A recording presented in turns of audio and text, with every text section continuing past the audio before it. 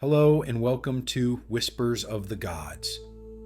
Tonight our journey takes us to a sun-drenched island in the shimmering blue Mediterranean. We travel to Crete, a rugged spine of mountains rising from ancient waters, a place where Europe's first great civilization once flourished.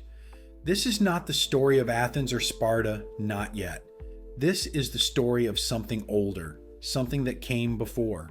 A civilization so advanced, so peaceful, and so completely erased from memory that only a single dark legend survived. The myth of the Minotaur. Close your eyes for a moment and imagine standing on the northern shore of Crete, feeling the warm breeze carry the scent of wild thyme and salt. In your mind's eye, you can see merchant ships with painted sails gliding into harbor, their hulls laden with Egyptian gold and Anatolian tin. You can hear the sound of craftsmen at work in vast palace workshops, the ring of bronze being shaped, the songs of women weaving intricate textiles. You can see painted walls alive with leaping dolphins and graceful youths performing death-defying acrobatics over the backs of sacred bulls. This world existed. It thrived for centuries in the Bronze Age from roughly 2000 to 1450 BC. But then something happened. The palaces burned, the culture faded, the people forgot. For 3,000 years, all that remained was a whisper, a myth, a nightmare tale told to children about a monster lurking in an impossible maze. But as the 19th century drew to a close, something extraordinary began. A man with keen eyes and a shovel stood before a simple hill of earth and rock on the island of Crete. He was about to knock on the door of that lost world, and when that door finally opened, it revealed not a monster, but a marvel. The myth that remembered before history is written, it is remembered in stories. For the island of Crete, a place whose true past was buried beneath millennia of dust and silence, that memory took the form of a myth, a dark and powerful myth.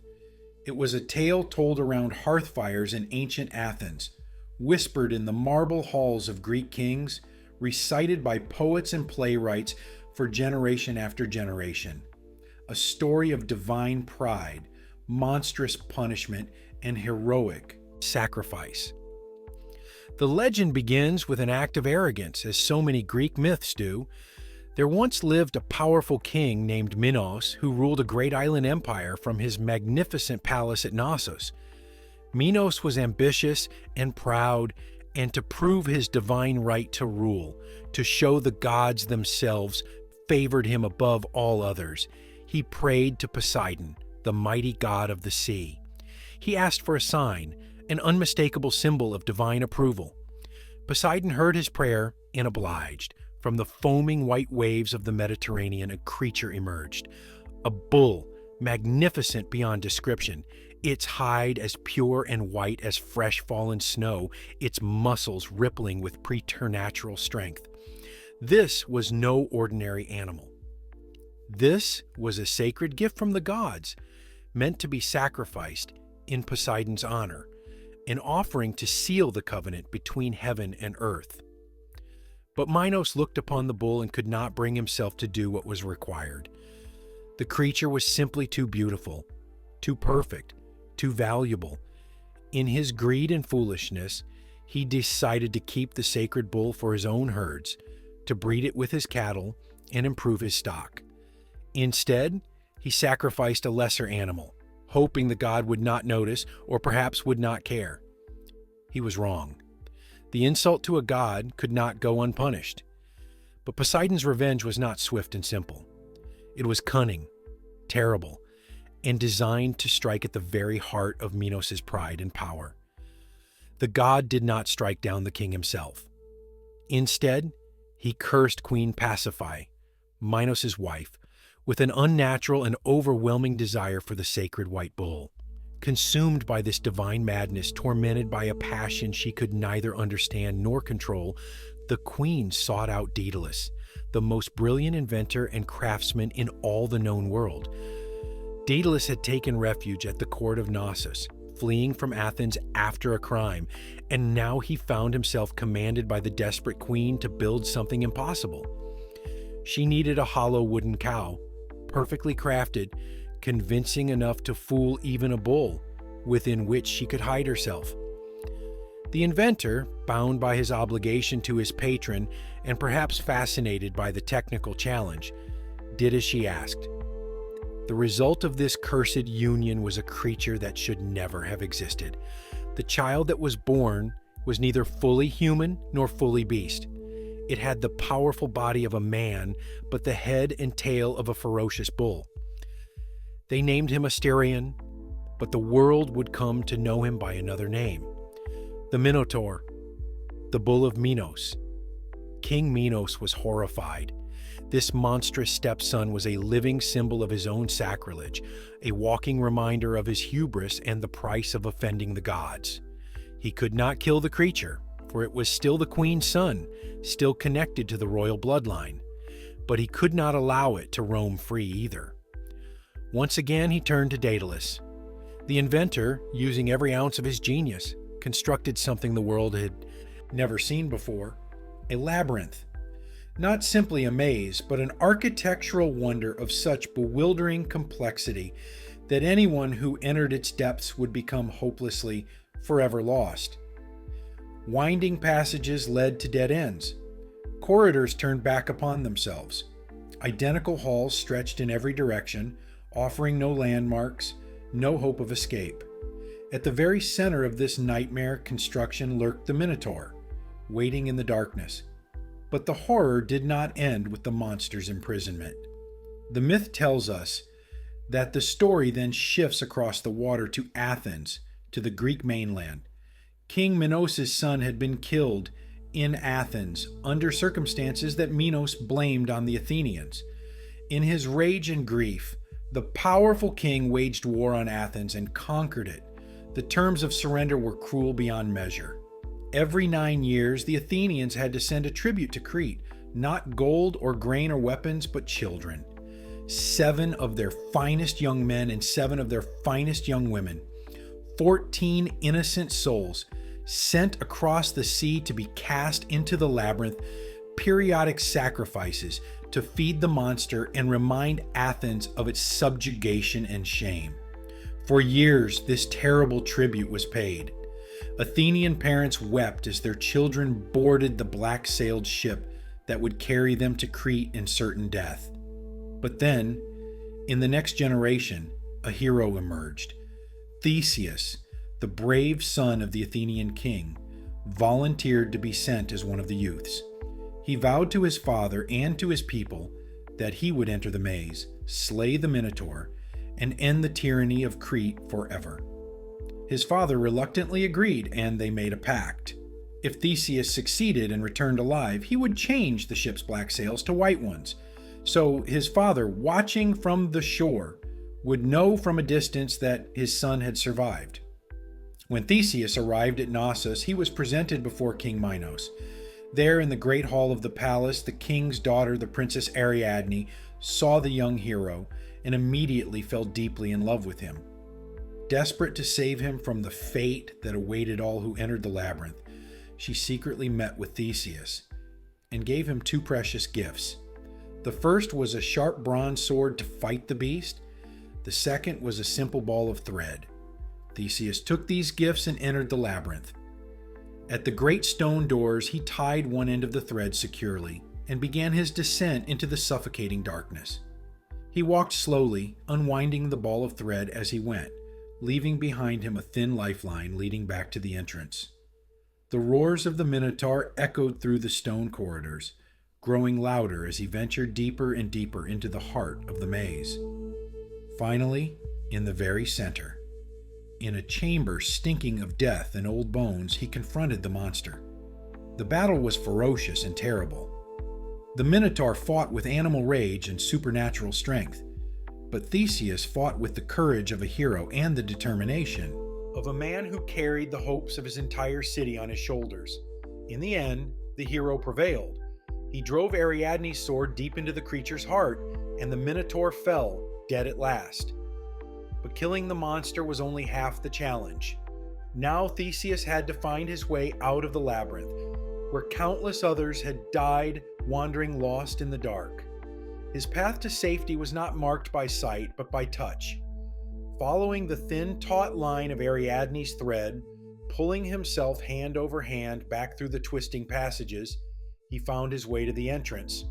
He emerged into the daylight, freed the other Athenian captives, and escaped Crete with Ariadne at his side. The myth ends with the hero's triumph and the monster's death. But in his joy and exhaustion, Theseus forgot his father's instructions. He forgot to change the sails from black to white. When his father, watching anxiously from the cliffs of Athens, saw the black sails on the horizon, he believed his son was dead. Overcome with grief, the old king threw himself from the cliff into the sea, which from that day forward bore his name, the Aegean. For 3,000 years, this tale of heroes, gods, and monsters was all that was known of the ancient world of Crete. It was a story so fantastic, so filled with impossible creatures and divine interventions that it seemed obvious no historical truth could lie behind it. Surely it was pure myth, pure fantasy, the stuff of legend and nothing more. But it was there, waiting in the earth. The truth was there. Not a monster perhaps, but something equally extraordinary. Waiting not for a hero with a sword, but for a man with a spade and an unshakable conviction. The man with the spade. As the 19th century drew to a close, a new age was dawning.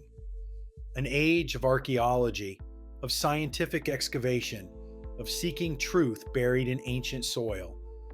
And the man who would unlock the secrets of Crete was a brilliant, wealthy, and supremely confident English academic named Arthur Evans.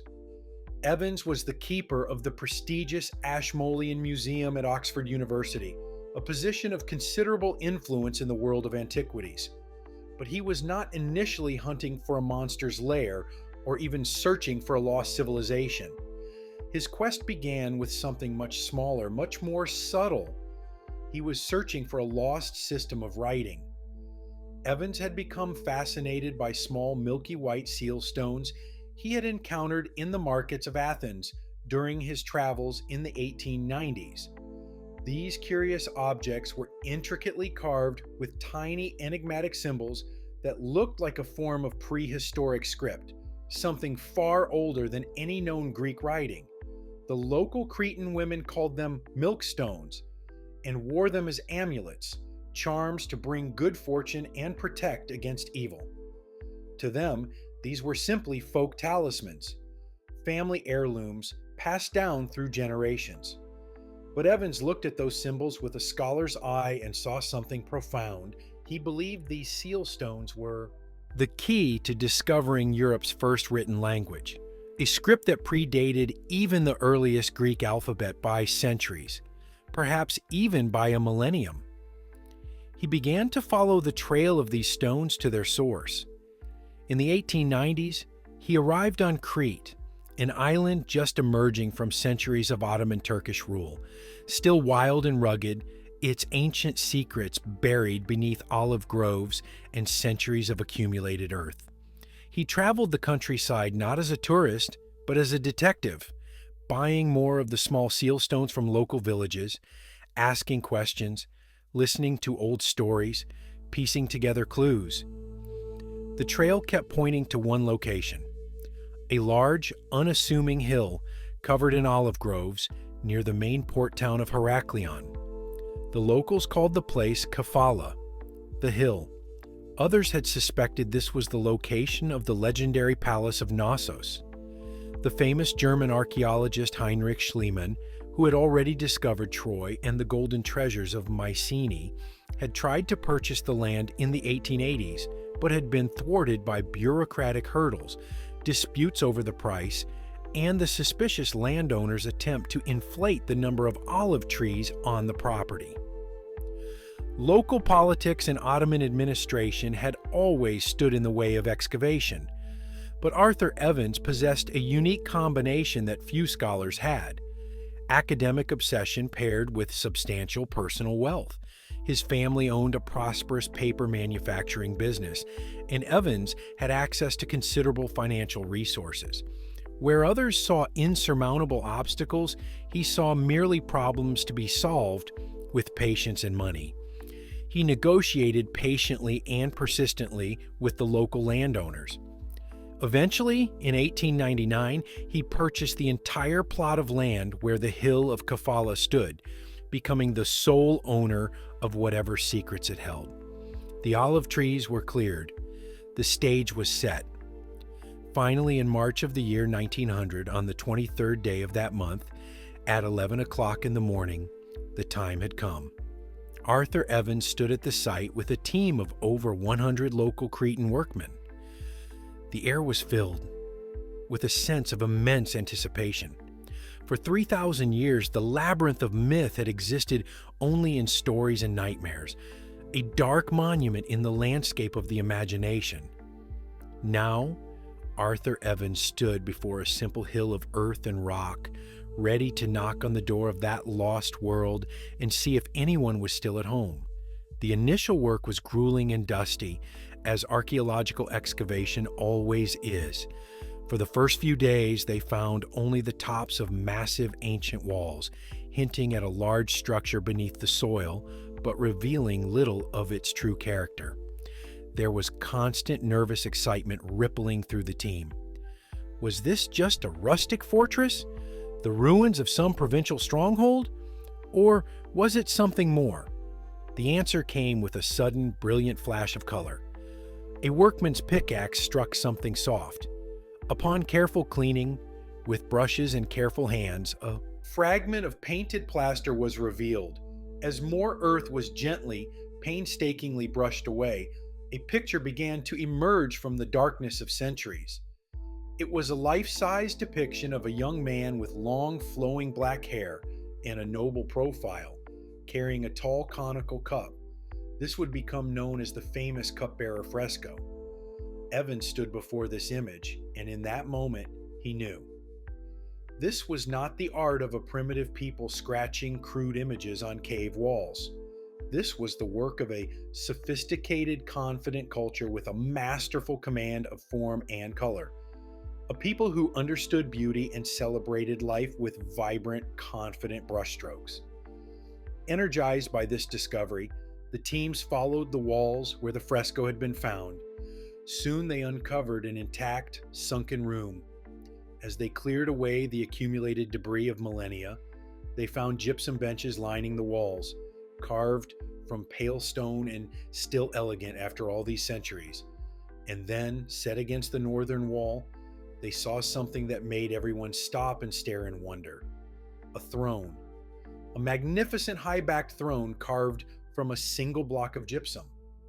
Its form was simple but deeply regal, with a gracefully curving, undulating back that seemed to embrace whoever might sit there.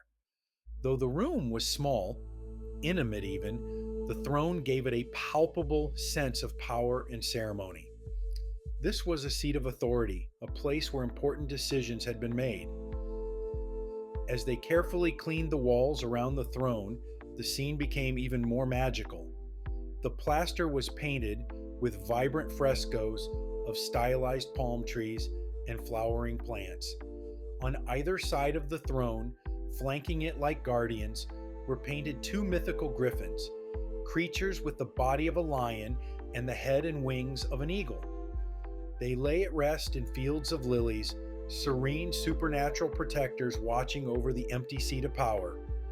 For Arthur Evans, a man steeped in the heroic legends of ancient Greece, a man who had grown up reading Homer and studying classical texts, there could be only one conclusion.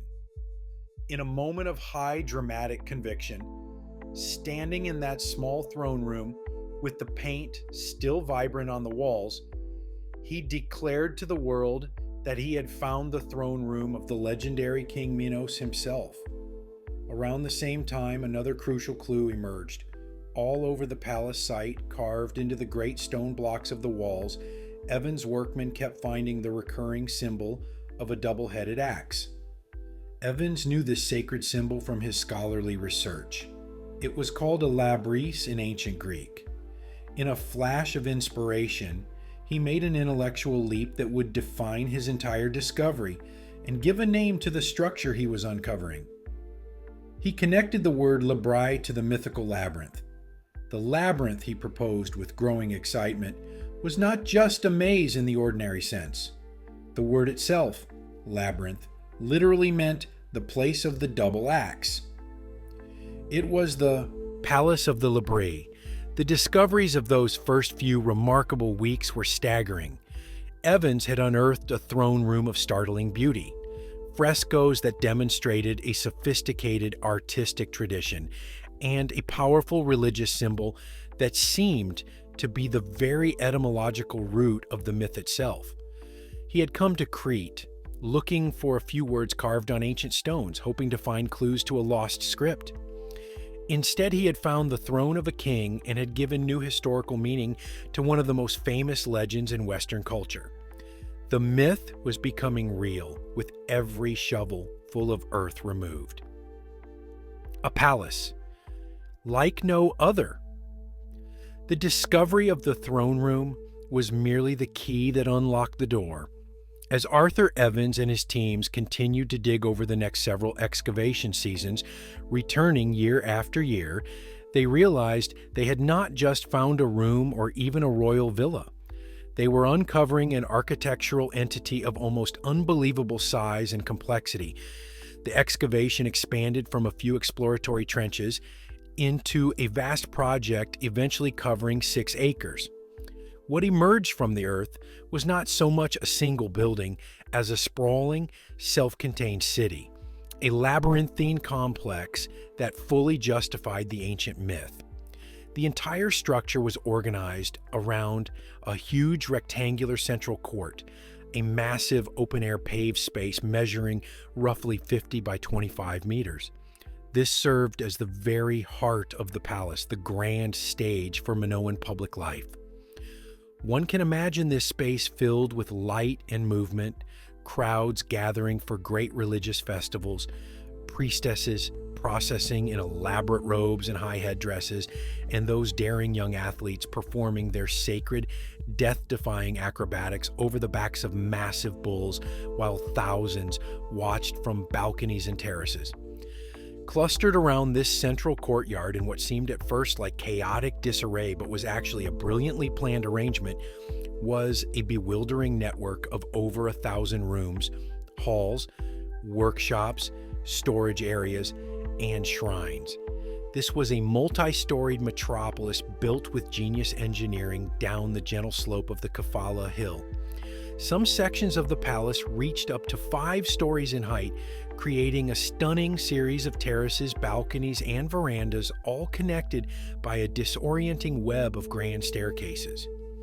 One of these, which Evans named the Grand Staircase, was an architectural marvel that descended multiple levels to what he called the royal residential quarters.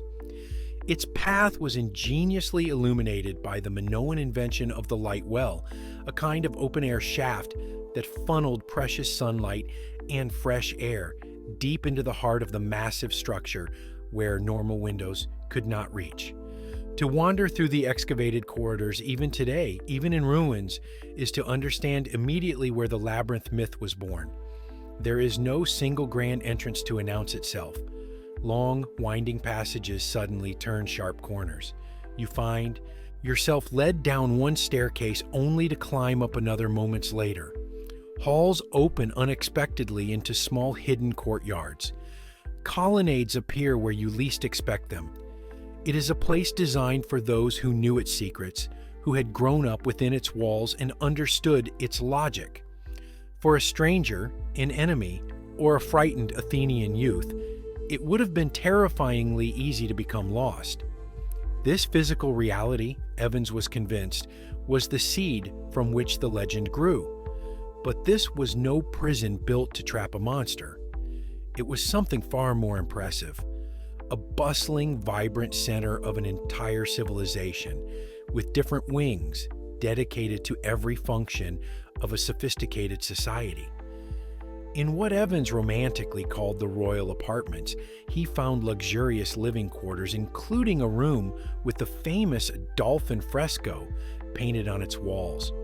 There was even evidence of remarkably advanced sanitation, including what appeared to be a flushing toilet connected to an intricate drainage system made of carefully fitted terracotta pipes. In the western wing, he found what he termed the industrial quarter, workshops for potters at their wheels, painters mixing their pigments, stone carvers shaping vessels from beautiful colored stones, and jewelers creating delicate golden ornaments.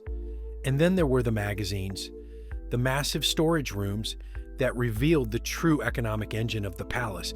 These rooms were lined with rows of giant clay jars, called pithoi, some nearly as tall as a person. Archaeologists have calculated that these storage vessels, when full, could have held over 200,000 gallons of olive oil and wine. This was evidence of a powerful bureaucracy of scribes, officials, and priests overseeing the wealth of a trading empire, managing the collection and redistribution of goods across the entire island and beyond. The Palace of Knossos was the intricate living heart of the Minoan world, all housed under a single sprawling roof. Its complexity was not designed for entrapping a monster, but for supporting and organizing the lives of thousands of people, from the royal family and their court, to the priests who performed sacred rituals, to the artisans who created beautiful objects, to the administrators who ran the intricate machinery of the palace economy. Evans had not simply found a building. He had uncovered the stunningly complex anatomy of a lost and brilliant civilization. And the more he excavated, the more he realized that this palace, as impressive as it was just one of several such structures scattered across the island of Crete. The peaceful empire. As the full staggering scale of the Minoan palaces was revealed, not just at Knossos, but at other major sites across Crete like Phaistos and Malea, archaeologists were confronted with a profound and startling mystery. In an age of brutal, endemic warfare, where every great civilization from the Hittites to the Egyptians to the Mycenaeans built colossal fortifications, these vast centers of wealth and power were conspicuously missing one crucial thing: walls. There were no great defensive ramparts towering over the landscape, no watchtowers for sentries to scan the horizon for approaching enemies, no fortified gates with massive doors designed to repel an invading army. No evidence of the kind of military architecture that defined nearly every other Bronze Age civilization. This absence was not an oversight or a sign of naivety. It was a deliberate choice, a defining feature of Minoan culture that set them apart from every other major power in the ancient world. This architectural openness paints a picture of a remarkably peaceful society, at least within the borders of Crete itself. The palace at Knossos was not a fortress looming over its subjects in grim intimidation. It was an accessible heart that flowed naturally into the surrounding town. Its Great West Court likely functioned as a public square where people from all walks of life could gather. Its entrances were designed to welcome processions and pilgrims, not to repel invaders. This pattern of unfortified palace centers repeated itself at the other major sites across the island, suggesting something truly remarkable: a long period of internal stability and peace. A unified Crete, free from the constant civil warfare and power struggles that plagued other lands. For centuries, the island appears to have enjoyed what we might call a pax minoica, a Minoan peace that allowed this unique culture to blossom and flourish. But this internal peace does not fully explain their confidence against external threats. After all, Crete was wealthy. Its palaces were filled with precious objects. Its storerooms held vast quantities of valuable goods. Why did they not fear invasion from abroad? The answer to this puzzle lay not on the land, but on the sea. The Minoans were the first great naval power of the Bronze Age. Their security was guaranteed by the one weapon no other Mediterranean culture of their time could match: a massive and sophisticated navy. Their fleet was their true wall, a flexible, proactive defense that made static stone fortifications redundant. The most vivid evidence for this comes from the nearby island of Thera, modern Santorini, where extraordinary frescoes preserved by volcanic ash show a magnificent fleet of sleek, elegant ships sailing between beautifully painted island towns. These vessels had high curving prows and sterns, painted hulls in bright colors, and teams of rowers working in perfect coordination. These were not just warships, though they could certainly fight when necessary. They were the vehicles of a vast trading empire that projected Minoan influence across the entire Aegean Sea and beyond, to Egypt, to the Levant, to Cyprus, to the coasts of Anatolia. The Minoan fleet controlled the sea lanes, the highways of the ancient world. They protected their merchant vessels as they carried precious cargo from port to port. And most importantly, they could intercept any potential invader long before enemy ships ever reached the shores of Crete. Their power looked outward toward the horizon, not inward in fear of their neighbors. This supreme confidence, born from naval supremacy, allowed them to invest their resources not in grim fortifications and military preparations, but in magnificent art and architecture, in religious festivals and athletic competitions, in the beautiful objects that fill museums today and continue to captivate us across the millennia. The uniqueness of this approach becomes even clearer when we compare the Minoans to the civilization that would eventually succeed them, the Mycenaeans of mainland Greece. The Mycenaean world was one of paranoia, warfare, and constant vigilance. Their great centers, like Mycenaean tyrants, were grim citadels built explicitly for siege and defense. Their palaces were hidden behind immense defensive walls, constructed with enormous uncut boulders, stones so massive that later Greeks, unable to imagine how mere humans could have built such structures, claimed they must have been the work of the mythical Cyclopes, the one-eyed giants of legend. Life in a Mycenaean fortress was dark and defensive, the architecture of a people who lived in constant fear of their rivals and neighbors. The contrast could not be more stark. Where the Mycenaeans built walls, the Minoans built ships. Where the Mycenaeans prepared for siege, the Minoans opened their palaces to the sun and sea. The open, unfortified palaces of the Minoans were not a sign of weakness or foolish naivety. They were a statement of unparalleled power and confidence. They spoke of a civilization so secure in its mastery of the sea, so certain of its naval dominance, that it simply did not need to hide behind stone walls. It was the architectural signature of a unique and seemingly peaceful Bronze Age superpower, a stark and ultimately poignant contrast to the violent, fortified world that was destined to follow and eventually overwhelm them. The language of color. If the walls of the Minoan palaces could speak, they would do so in a language of brilliant, breathtaking color. The Minoans were masters of the art of fresco, a difficult and demanding technique where pigments mixed from minerals and organic materials are applied directly to wet lime plaster. As the plaster dries, a chemical reaction occurs. The color becomes bonded to the wall itself, becoming a permanent part of the architecture rather than simply paint resting on a surface. This method requires incredible speed, confidence, and skill. The artist has only a short window of time to work before the plaster surface dries and can no longer accept the pigment. There is no room for error, no possibility of correction. Every brush stroke must be perfect the first time. The survival of these vibrant paintings for over 300-500 years is a testament to the immense skill of the Minoan artisans and the durability of their technique. To walk through the excavated corridors of Knossos, even in reconstructed form, is to be surrounded by the ghosts of this lost artistic tradition. One of the grandest examples is the procession fresco, which once adorned the main entrance corridor leading into the palace. Here, a long, elegant line of youths is depicted against a deep red background. They are shown with the characteristic long, curling black hair of the Minoans, wearing elaborate pleated kilts and carrying tall ceremonial vessels called rhytons. They appear to be participants in a grand religious procession, perhaps approaching the central court for a sacred festival. Leading them is the famous Cupbearer, that first miraculous image Evans's workers uncovered, still carrying his conical ritual cup with solemn grace. In the more private residential quarters of the palace, the art becomes more intimate and joyful.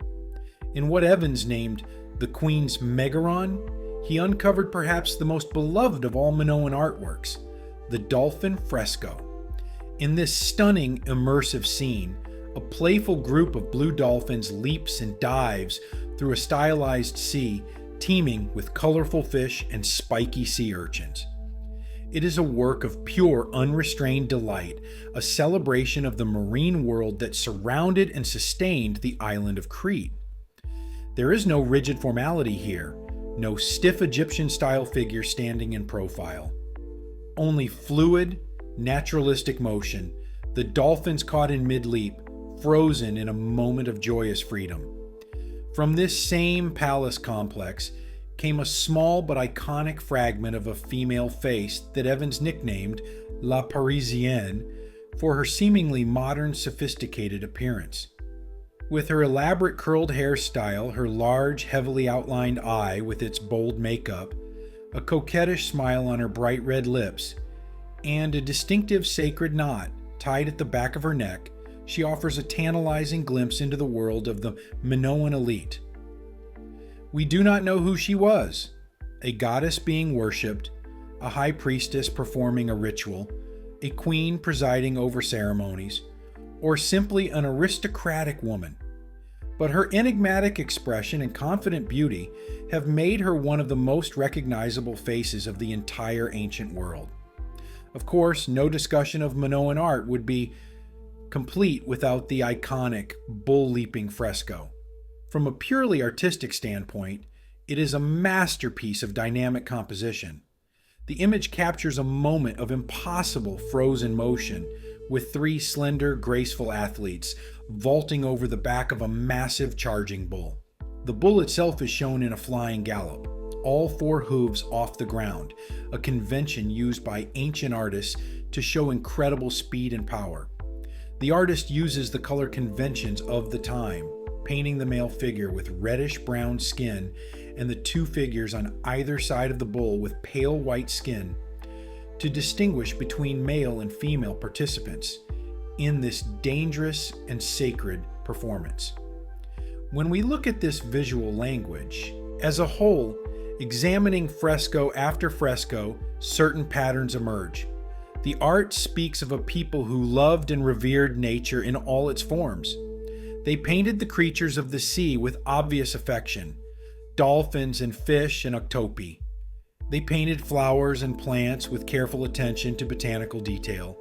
They painted their religious ceremonies and public festivals with obvious pride. They engaged in complex rituals that clearly had deep spiritual meaning for them, though we can only guess at the specifics since their written language remains undeciphered. And they valued elegance, sophisticated beauty, vibrant motion, and the celebration of physical grace and athletic skill. But here is what makes Minoan art truly unique in the Bronze Age world. Unlike the art of Egypt or Assyria, unlike the martial imagery of the later Mycenaeans, there are no scenes glorifying a single all-powerful king. There are no grand depictions of military conquest, no rows of defeated enemies being led away in chains, no images of cities being sacked or armies being slaughtered. It is the art of what appears to be a peaceful, prosperous, and fundamentally joyous people. Because their written language is lost to us, locked away in an undeciphered script, these frescoes are one of the primary voices the Minoans have left, and it is a beautiful, elegant language, the one that leaves their deepest secrets unspoken. Art you can hold. The vibrant frescoes of Knossos reveal a world of grand ceremony and deep connection to the natural world. But it is perhaps in the smaller, more intimate objects, the art that the Minoans could hold in their own hands and use in daily life, that their unique genius for craftsmanship becomes most apparent. The same love for fluid, dynamic life that they painted on palace walls was also spun onto their pottery, carved into their tiny seal stones and hammered into their metalwork. This was a culture that did not just create art for display.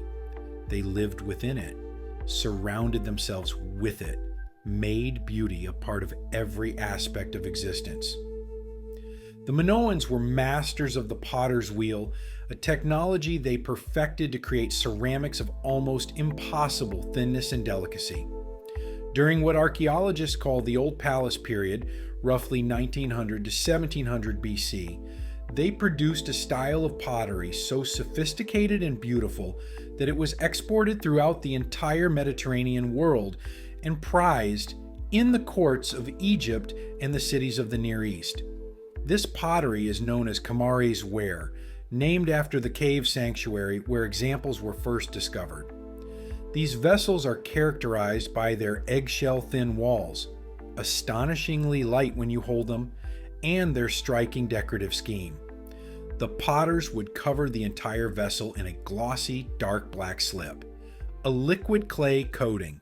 Then, using brilliant white, red, and orange pigments, they would paint swirling, abstract patterns of spirals, rosettes, and stylized flowers that seemed to dance and flow around the curved surfaces of the pottery.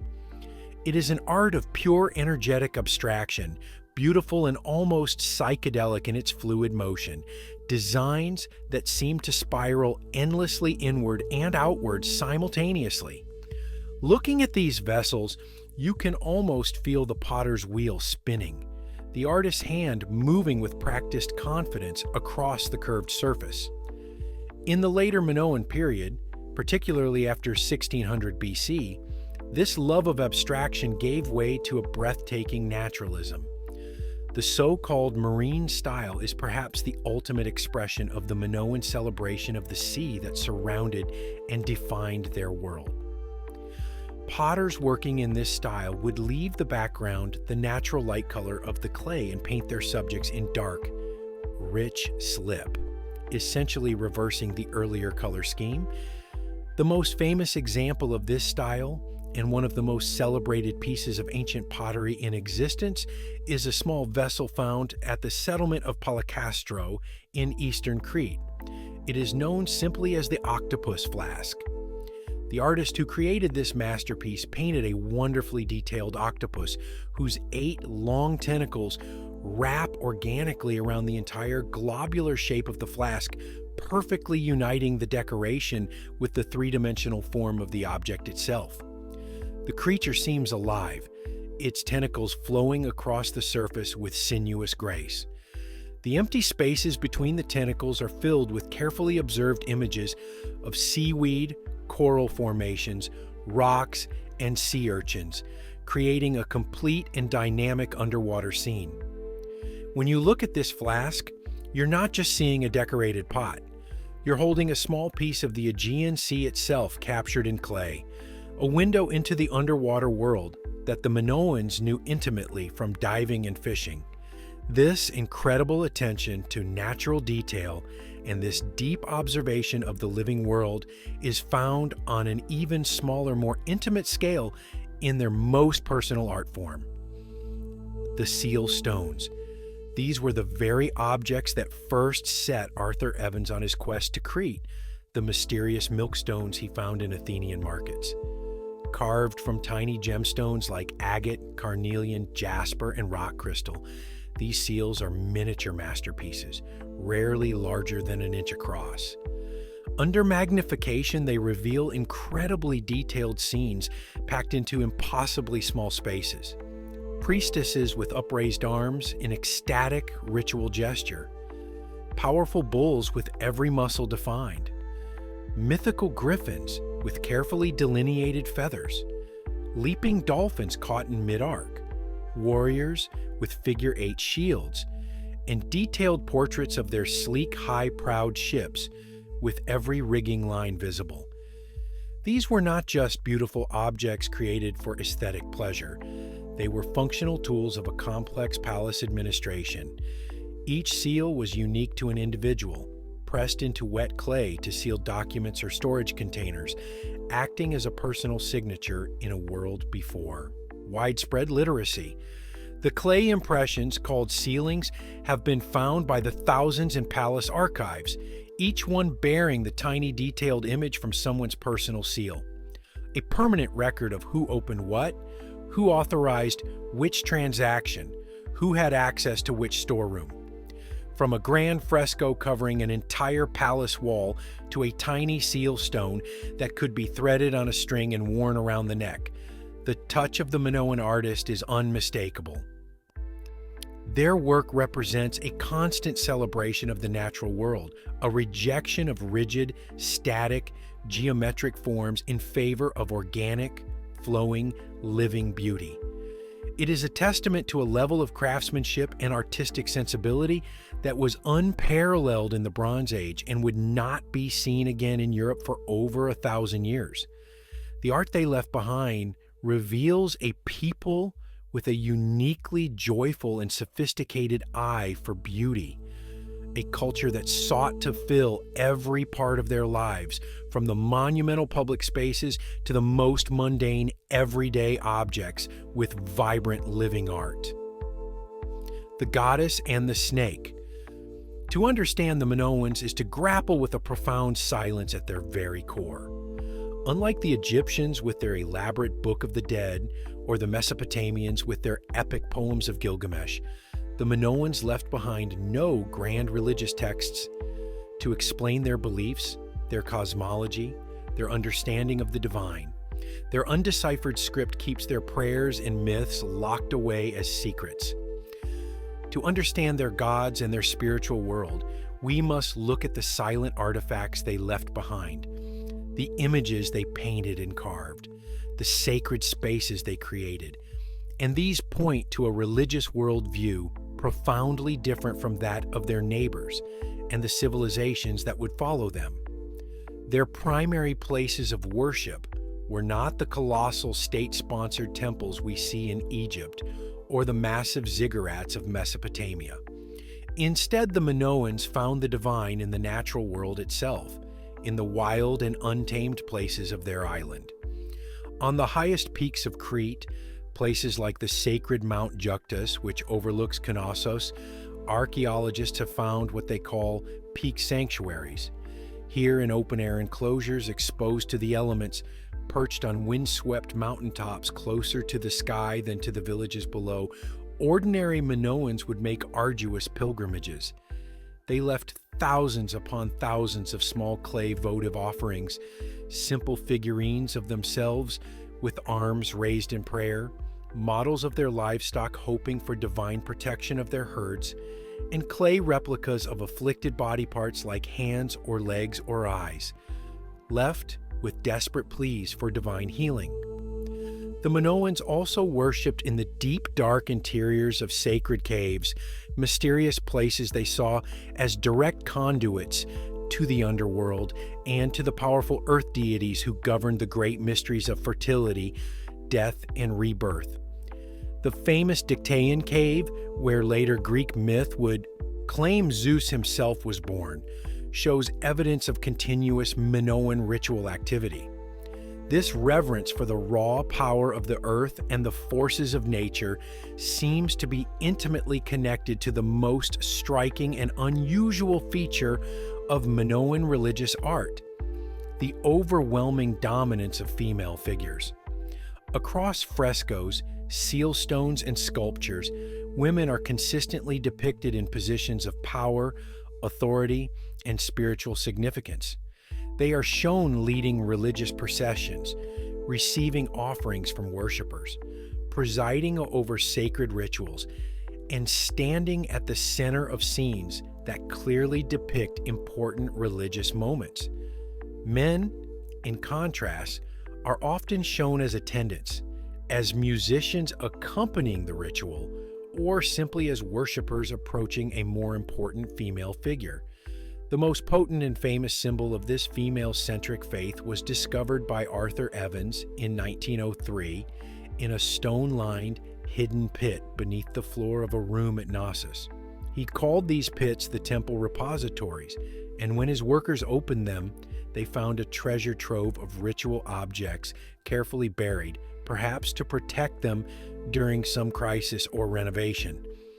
Among these sacred objects, he found a set of breathtaking figurines crafted from faience, a glazed ceramic material with a beautiful, luminous quality. The world has come to know them as the snake goddesses, and they remain among the most iconic and mysterious images of the ancient world. The most complete figure stands about 13 inches tall. She has an intense, wide-eyed stare that seems to look through you rather than at you.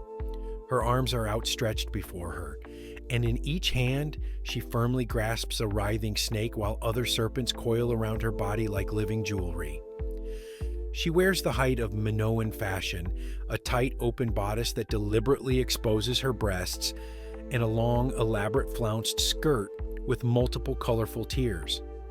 Atop her tall headdress sits a small feline, perhaps a leopard or a wildcat, calmly observing the world with an expression of supernatural awareness. She is an image of immense power and deep mystery. While scholars debate her exact identity, is she a goddess herself, a high priestess dressed to embody the goddess, a queen performing sacred duties? Her symbolism draws on ancient traditions that stretch back into the Neolithic period. The exposed breasts are a clear and ancient sign of fertility, nourishment, the very source of life itself. She is the provider, the mother, the sustainer of all living things. The snakes, creatures of the earth that shed their skin and appear to be reborn, are nearly universal symbols across ancient cultures of renewal, regeneration, transformation, and the potent magic of the underworld and the earth's deep places. The feline on her head marks her as a mistress of animals, a powerful nature deity in complete command of the wild world, a goddess who bridges the civilized space of the palace and the untamed wilderness beyond. She embodies what scholars call the Great Mother Goddess, a life-giving, earth-connected power that seems to be at the very center of Minoan religious belief. This overwhelming focus on powerful female figures in religious contexts led Arthur Evans and many early archaeologists to a radical conclusion for their time: that Minoan society was a matriarchy, a world actually ruled by women, not just in spiritual matters, but in political ones as well. The evidence is certainly tantalizing. Women in Minoan art are depicted with a freedom, prominence, and obvious importance that is virtually unheard of in the art of the later patriarchal Greeks, where respectable women were largely confined to domestic spaces and rarely appear in public contexts. However, most modern historians and archaeologists are more cautious about making sweeping claims. While it is absolutely clear that women held a remarkably high and respected status in Minoan religious and ceremonial life, and while they were obviously important in ways that set Minoan culture apart from nearly all other Bronze Age societies, there is no definitive proof that they held formal political power or that queens ruled over kings. The social structure remains mysterious, hidden behind that wall of undeciphered language. Perhaps religious authority and political authority were so intertwined in Minoan culture that the question itself is misleading. That to be a high priestess was to be a ruler in the ways that mattered most. Still, the art speaks for itself with unmistakable clarity. It reveals a civilization whose understanding of the divine was primarily female, whose most powerful religious images were of women, and whose spiritual worldview placed feminine power at the absolute center. The snake goddess, with her unblinking stare and her command over the serpents of the earth, remains the enigmatic face of this lost faith. She's a powerful reminder of a profoundly different way of seeing the world and the divine, a world that celebrated the power of the earth and the sacred feminine, a stark and fascinating contrast to the male-dominated pantheons of Zeus and the Olympian gods that would eventually replace her in the Greek imagination. The sacred bull. If the snake represented the mysterious chthonic power of the earth and the feminine divine, its counterpart in Minoan religion was decidedly masculine and untamed. The bull, massive, powerful, dangerous, and magnificent, was the embodiment of raw, explosive natural force that could not be controlled, only confronted. This animal is the second great pillar of Minoan art and spiritual life. We see its image everywhere in their culture, intricately carved into tiny seal stones small enough to fit in your palm, painted onto pottery vessels, masterfully crafted into ceremonial drinking cups called rhytons, with bullhead spouts worked in gold and silver. The most pervasive and important symbol of all was what archaeologists call the horns of consecration, a stylized abstract carving of a bull's horns that adorned the roofs and facades of palaces and the entryways to shrines. When you see this symbol, you know immediately that you are in sacred space, that the area has been marked as holy, set apart for ritual purposes. This was clearly a creature of immense spiritual importance, perhaps representing the masculine counterpart to the feminine earth power, perhaps embodying the storm god who brings fertilizing rain, perhaps simply representing the ultimate challenge, the ultimate test of human courage. The grand stage for the bull's role in Minoan life was almost certainly the great central court of the palaces, particularly at Knossos. Here, surrounded by the high frescoed walls and crowded balconies rising in tiers on all sides, the Minoan elite would have gathered to witness their most spectacular and death-defying ritual, the famous bull leaping. Our clearest window into this mysterious practice comes from that single, iconic fresco found at Knossos, the image that has captivated scholars and the public alike for over a century. It depicts what appears to be an impossible acrobatic feat, a scene that has sparked endless debate about whether it represents something real or something symbolic. The fresco shows a massive bull charging across the frame in a flying gallop, its powerful body stretched out, all four hooves off the ground in that artistic convention used to show incredible speed. In a stunning display of what appears to be coordinated teamwork, three slender, long-haired athletes interact with this dangerous animal. At the front, a figure with pale white skin, using the Minoan artistic convention for female, grasps the bull's immense horns, seemingly in the moment just before the leap. In the very center, a reddish-brown skinned male figure is captured in mid-vault, his body arched in a perfect hands-free backflip over the bull's spine, his long hair streaming behind him. At the rear, another white-skinned female figure stands with her arms outstretched, positioned to catch the vaulter as he completes his dangerous arc and lands. For over 100 years, this image has been the source of intense scholarly debate in modern experimental archaeology. The central question is deceptively simple. Is this possible?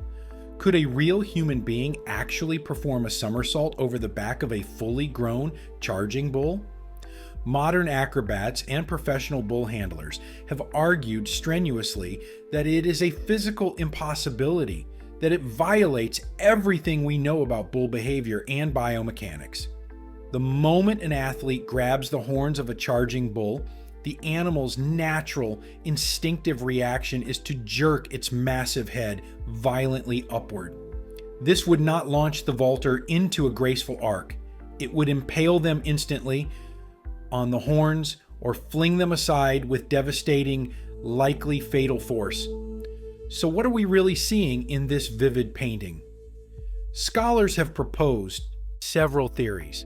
Some believe the fresco is what we might call a schematic diagram, a kind of instructional image showing the three key stages or positions of the ritual in one continuous composition rather than depicting three different people performing simultaneously. First, you grasp the horns, then you vault, then you land. 3 moments, 3 positions shown together. Others have proposed that the athletes approach the bull from the side rather than head on, using the momentum and motion of the animal's charge to vault sideways across its back in a more physically plausible maneuver. It is also possible that the Minoans used younger animals, specially bred or trained, or that the bulls were somehow restrained or slowed in ways not shown in the artistic depiction. Or perhaps the entire scene is purely symbolic, mythological, representing an ideal or a divine feat that was never actually performed by mortal humans, but was understood by viewers as a sacred story. Whatever the precise physical reality, what is absolutely clear is that the bull leaping ritual, in whatever form it actually took, was a high-stakes performance, a sacred and profoundly dangerous activity that would have required years of training, immense courage, exceptional athletic skill, and nerves of steel.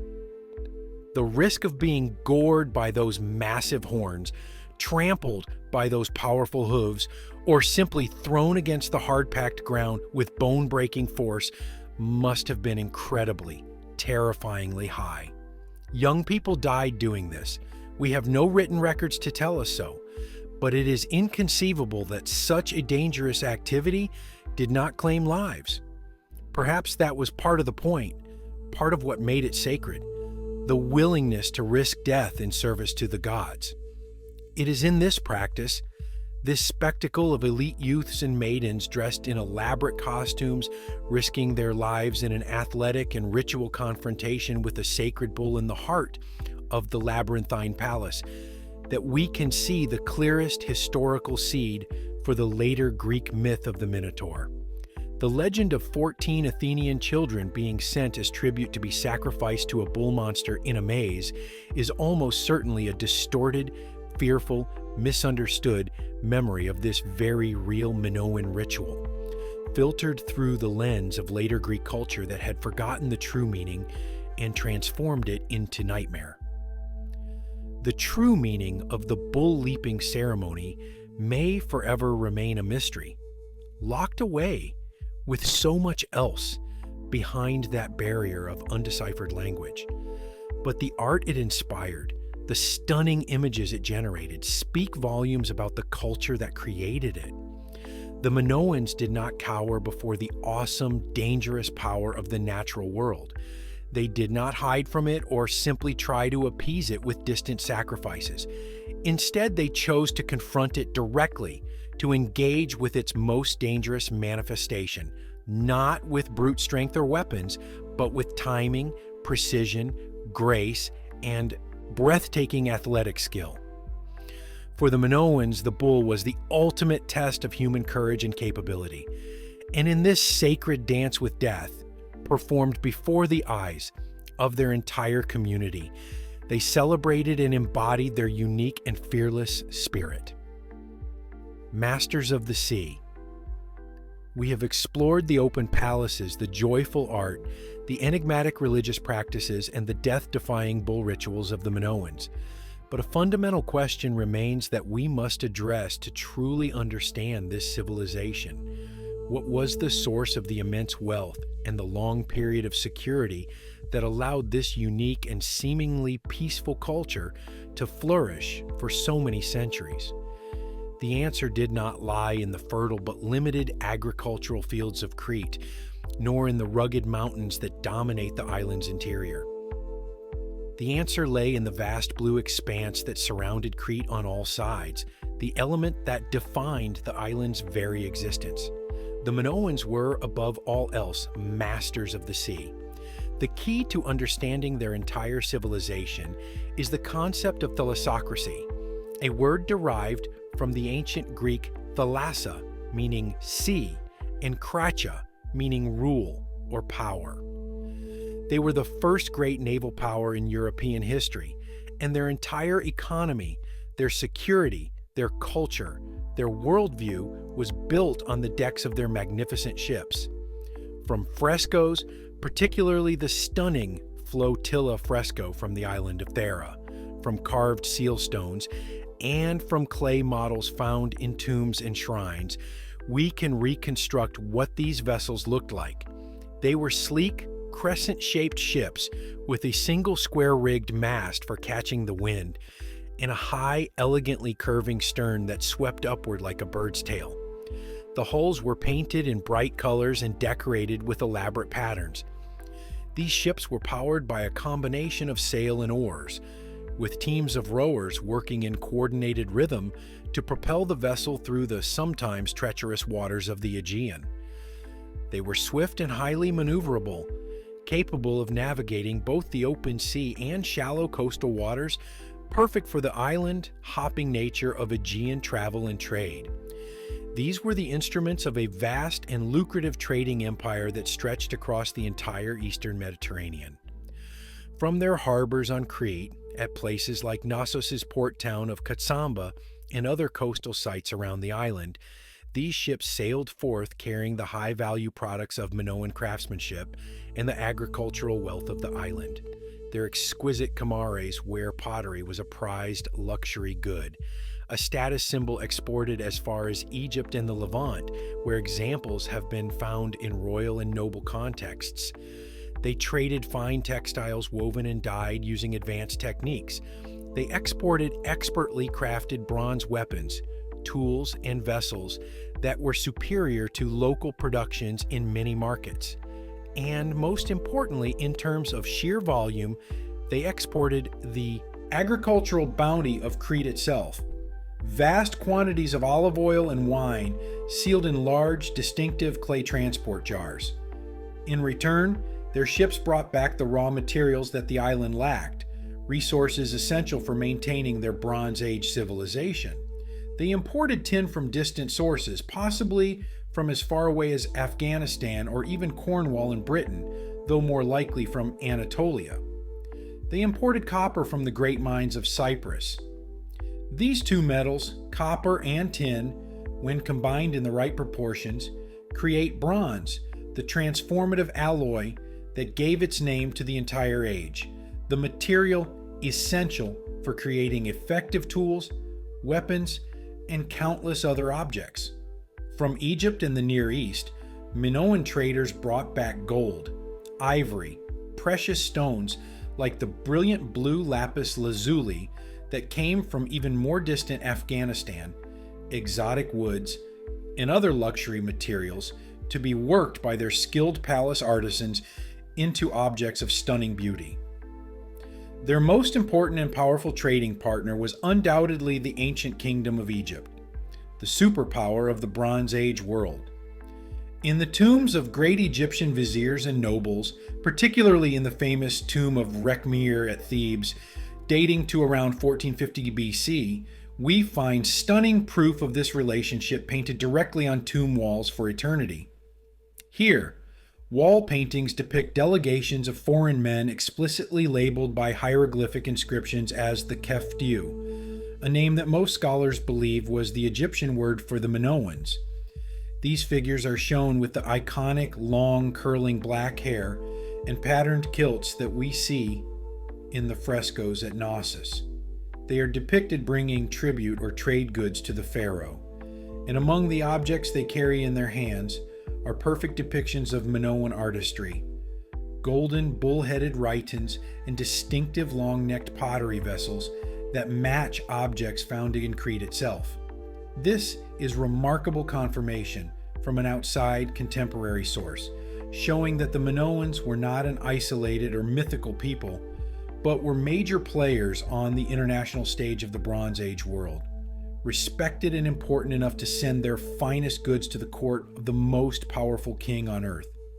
But Minoan power was not limited to peaceful trade alone. They projected their culture and their influence across the Aegean by establishing settlements, trading posts, and even full colonies on other islands, creating a network of Minoan-influenced sites that secured their control over vital sea routes.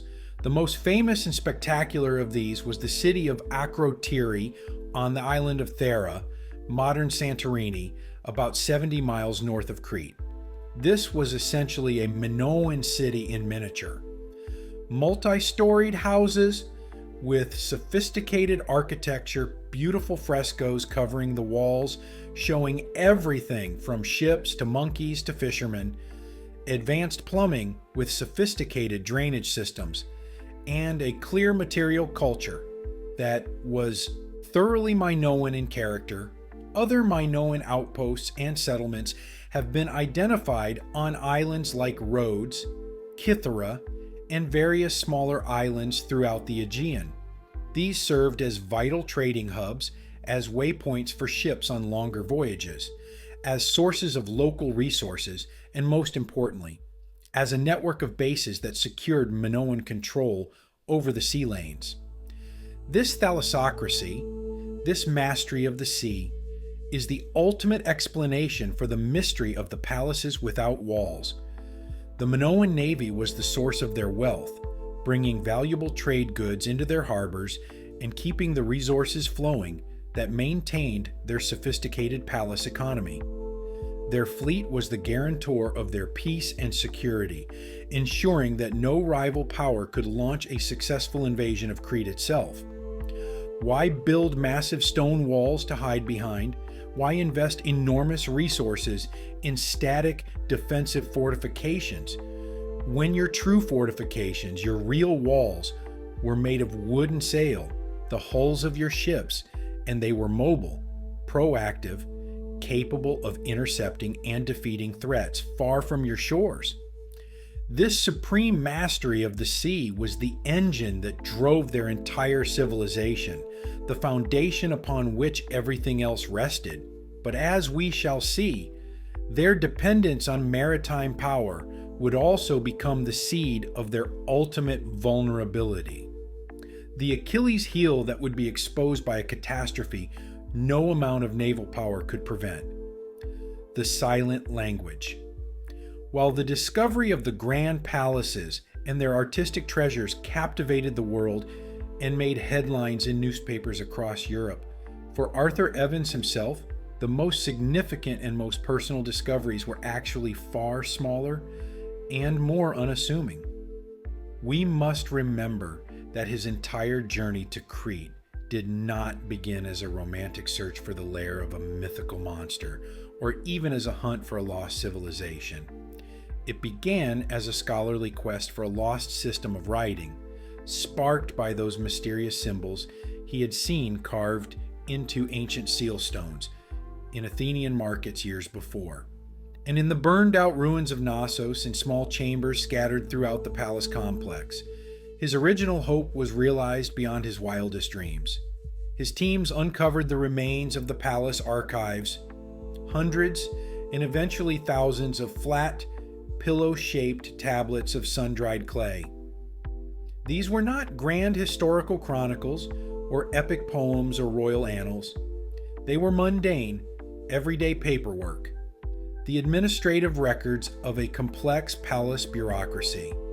They were inventories of wine and olive oil stored in the magazines, lists of livestock in the palace herds, rosters of palace personnel and workers, records of offerings made to gods whose names we still cannot read. These fragile clay tablets had survived for over 3,000 years only because they had been accidentally baked hard in the intense fire that destroyed the palace, transforming them from fragile sun-dried clay into durable ceramic. The writing on these tablets consisted of a mix of elegant linear symbols representing phonetic syllables, simple pictograms for commodities, a little drawing of a chariot, a stalk of wheat, a sheep, a jar of oil, and a clear, sensible numerical system using different symbols for ones, tens, hundreds, and thousands. As Evans painstakingly sorted through thousands of fragments over many years, carefully photographing them, drawing them, cataloging them, he discerned two distinct but clearly related scripts. two different writing systems that seemed to represent different stages of linguistic development. The older script appeared more fluid, more curved in its character forms. Evans correctly assumed this was the native language of the Minoan civilization itself, the true tongue of the palace builders and fresco painters. He gave it the straightforward name Linear A. A younger script, which appeared slightly more rigid and angular in its forms, and which was found only in the very uppermost and final layer of destruction at Knossos, he called Linear B. For nearly 50 years, both scripts remained a tantalizing enigma, silent voices from a lost world that the greatest linguistic scholars of the early 20th century could not decipher. The symbols stared back at researchers from dusty photographs and careful drawings, keeping their secrets locked away. The code was finally broken not by a university professor or a professional linguist, but by a brilliant English architect and amateur codebreaker named Michael Ventris. He had become fascinated by the mystery of Linear B when he was just a teenage schoolboy attending a lecture about the discoveries at Knossos. That childhood fascination never left him. As an adult, while working as an architect, Ventris dedicated countless hours of his spare time to the puzzle of Linear B. He applied methodical, systematic techniques he had learned while serving as a codebreaker for the Royal Air Force during World War II. He meticulously cataloged every symbol, tracked their frequency and patterns of appearance, looked for repeated phrases that might indicate common words or grammatical structures, and made educated guesses about the underlying grammar and structure of the language. In 1952, he had his monumental breakthrough. Working from the hypothesis that the language might possibly be an early archaic form of Greek, though most scholars at the time thought this was unlikely, he began plugging in phonetic values derived from Cretan place names that appeared on some tablets. If certain symbols spelled out Knossos or Amnisos, then those symbols should represent those sounds. Suddenly, miraculously, the strange symbols began forming recognizable words. Archaic Greek words that had not been seen for 3,000 years came into focus. Words for chariots, for horses, for types of vessels, for occupations. The decipherment was a stunning success that sent shockwaves through the scholarly world. The language of Linear B was Greek. Specifically, it was Mycenaean Greek, the earliest form of the Greek language yet discovered, dating to the final phase of the Bronze Age. This discovery was earth-shattering, and it completely rewrote our understanding of Bronze Age history. It was the final, definitive proof that in its last phase, roughly the final 75 years of its existence, the palace at Knossos had been taken over, conquered, and administered by the Mycenaeans, the first Greek-speaking people, the Bronze Age ancestors of classical Greece who came from the mainland and imposed their rule over Crete. But in solving one great mystery, Ventris's breakthrough confirmed another deeper mystery. If Linear B was Greek, then the older script Linear A was certainly not. Linear A was the true lost tongue of the Minoans themselves, their own language, unrelated to Greek, representing a people whose linguistic and ethnic origins remain unknown. And to this day, despite decades of effort by brilliant linguists, despite modern computers and sophisticated statistical analysis, we still cannot read Linear A. We can recognize some symbols, we understand the numerical system, we can identify some of the pictograms. But we cannot decipher the language itself. We do not know what these texts say. We cannot hear the Minoans speak in their own words. As if to underscore this profound linguistic mystery, another unique object emerged from excavations at the southern palace of Paistos in 1908. It is a single, beautiful fired clay disc about 6 inches in diameter, known now as the Paistos disc. Both faces of this disc are covered in a spiral of 45 distinct symbols, pictures of people, tools, plants, animals, and geometric shapes. But here's what makes it extraordinary. These symbols were not written or carved by hand. They were stamped into the wet clay using individual seal tools, essentially an ancient form of movable type. This represents a primitive printing technology, a method of reproducing text that would not appear again in human history for nearly 3,000 years until Gutenberg's press. The Phaistos disc's purpose remains completely unknown. Its meaning is a mystery. The language it represents is unidentified and unlike any other known script. Some scholars think it might not even be Minoan at all, but rather an import from somewhere else, perhaps Anatolia.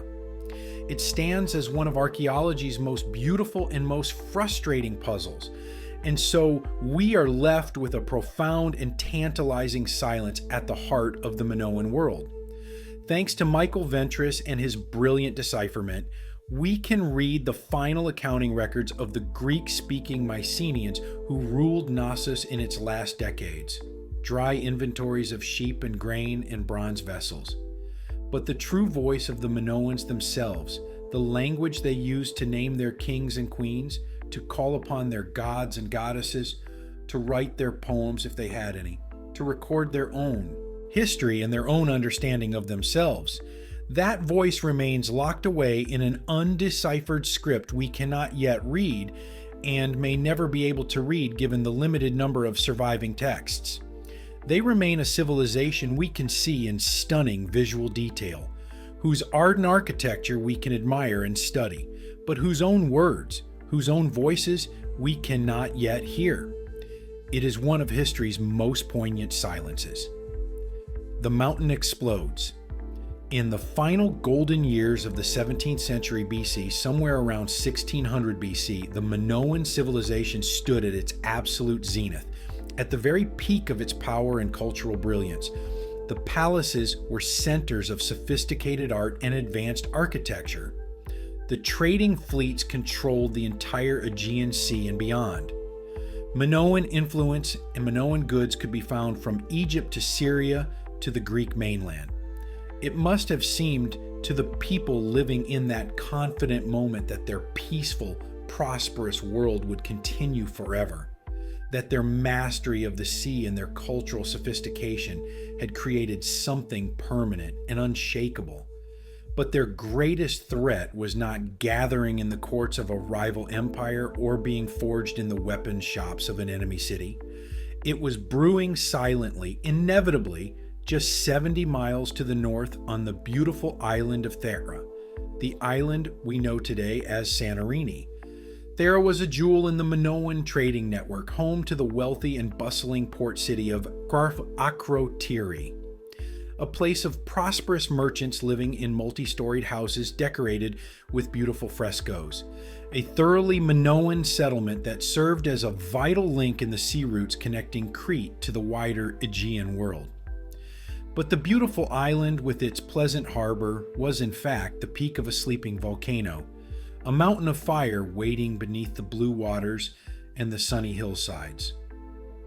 The first signs of the coming apocalypse would have been a series of increasingly violent earthquakes rippling across the island, a final warning from the deep places of the earth. The archaeological evidence at Akrotiri tells a remarkable story.